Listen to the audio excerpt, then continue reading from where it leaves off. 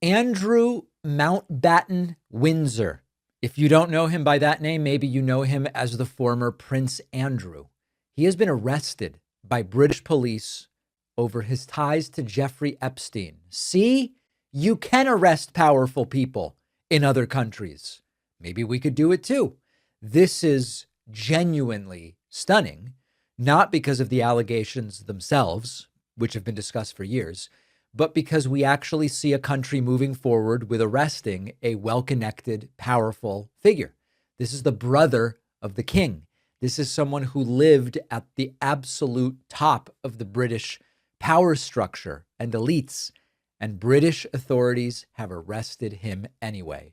The arrest is on suspicion of misconduct in public office related to his relationship with Epstein, specifically over whether he sent confidential trade information to Epstein while serving as Britain's special envoy for international trade.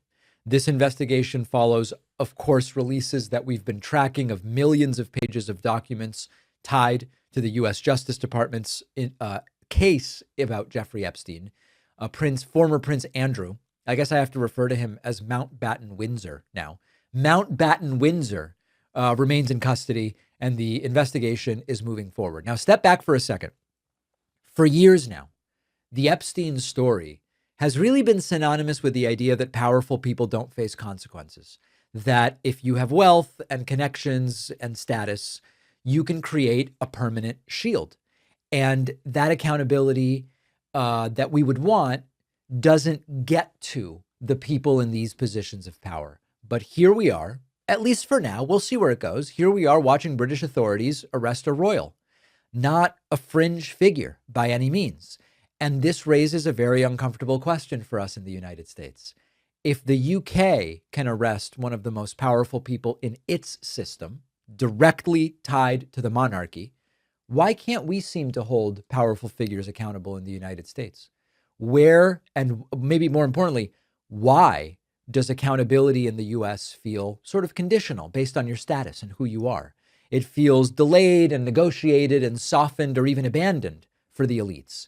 We have seen mountains of reporting about Epstein's network.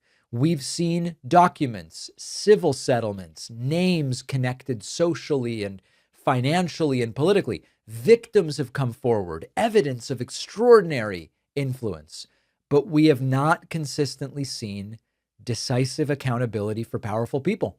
And that is an incredibly sharp contrast with what we are starting to see in the UK. Now, could it have been, hey, listen, Andrew, we're going to arrest you, but then it's not going to really go anywhere. We have to make it appear as though maybe it is, and we're going to follow it. But if you zoom out, the rule of law only works if it applies equally. It only works if power doesn't create immunity or if status doesn't determine outcomes. What Britain is signaling, at least right now, we have to see where it goes, is that proximity to power will not automatically place you beyond the reach of law enforcement. Imagine that standard applied consistently in the United States. Imagine having a system here where political connections, wealth, and institutional power don't slow down an investigation or shape the outcome, or a system where the public actually believes, hey, we have one set of rules and it applies to everybody. We don't have that in the United States. People don't believe that we have that in the United States. And trust in institutions kind of depends on it. When people come to believe, especially if it's correct, that the system protects elites and punishes others, you have no confidence in that system. That will collapse it. Cynicism grows, conspiratorial thinking grows, and it gets very socially negative. And accountability doesn't just have to be about punishment. It's just about legitimacy. Can we trust that wrongdoing will be treated the same no matter who's doing it? Now, we don't know what the outcome of the former Prince Andrew's case is going to be. Arrests aren't convictions. Due process matters. He's entitled to it. Evidence matters. We need a full investigation. But even the willingness to act like this, the willingness to investigate and arrest someone at the top of the hierarchy, it does feel different than in the United States. The real question for Americans watching this story is, if they can do it, why can't we?